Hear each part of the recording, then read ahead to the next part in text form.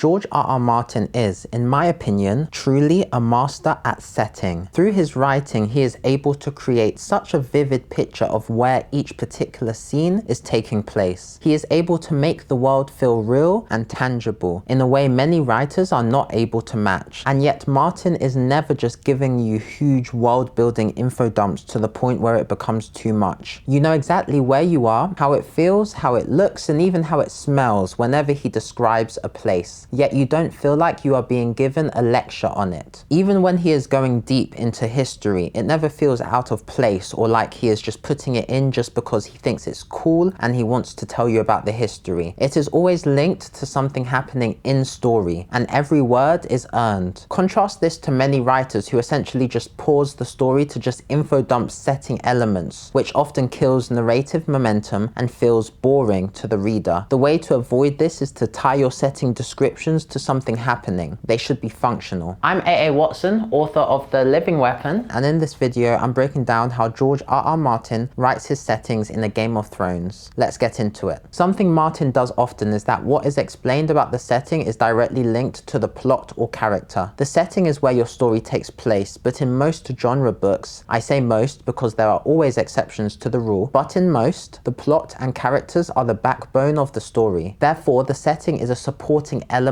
to those things. When writing according to that logic, it follows that any descriptions of the setting must be relevant to what is happening in the plot or the character. A really obvious example that will make it clear is in the Game of Thrones when Daenerys is married to Khal Drogo and she is first told that she is going to be taken to Vaes Dothrak, where she is to be presented to the Dosh Khaleen, the council of widows of previous Khals of the Dothraki, for them to essentially sanction the marriage in line with the Dothraki culture. The first time, and honestly the first few times Vaes Dothrak is mentioned, we get no description of it. We are actually told very little until Daenerys arrives, and then of course we get the full description of the city through her senses. You might think this is obvious. Why would you describe a place that the characters are not in? But you would be surprised at how often writers, and maybe you, do this in your writing. For example, a character in your book might say, we have to go to this castle, and then that castle is explained. It is a big castle made of black stone, and then you start describing the inside, then you start describing the smells and who works there and the history of the castle, and before you know it, you have an info dump about the castle when it is not even relevant to the story you are writing at this current moment. That is how you end up killing the momentum of the story and just giving the readers too much information that feels like a slog to get through. There are different ways to avoid this, and it is personal. Using the example of this Blackstone castle, you could perhaps just name it the first time. Then perhaps with each mention you give just one piece of information. The first time is we need to go to the castle. The next time is the Castle of Stone. Then the time after that is the Blackstone Castle. And then it's only when the characters arrive and go inside do you describe the inside. Why? Because that's when it is relevant. Martin is so good at only describing exactly what is relevant at that moment, but when he does describe it, he describes it extremely well. So whatever we do know, we know fully, and that leads me to the next way he makes the descriptions of the setting he does do so vivid, and that is by going deep on the descriptions but only through the character's perspective. Instead of describing the setting like we are seeing it through a camera that is objective and knows all, Martin filters the setting through the character whose point of view we are following in the effort to make us feel what they are feeling, and that makes the descriptions feel unique since they are described in a way that is connected to that particular character's knowledge and sensitivities. For example, when Arya is chasing the cat and she ends up in the dungeons of the Red Keep where she finds the skulls of the dragons, we are not told that she comes across the dragon skulls, despite the fact that we have already been told that the dragon skulls are down there. Arya doesn't know, so we are told they are monsters and they are described as such through Arya's personal experience. Like this sentence, huge empty eyes stared at her hungrily through the gloom, and dimly she saw the jagged shadows of long teeth. The sentence is doing more than just explaining what Arya can see. It is adding to the tone of the scene, implying what Arya is feeling and even making us feel a certain way. Let's break it down, as this is a great example of how when you do describe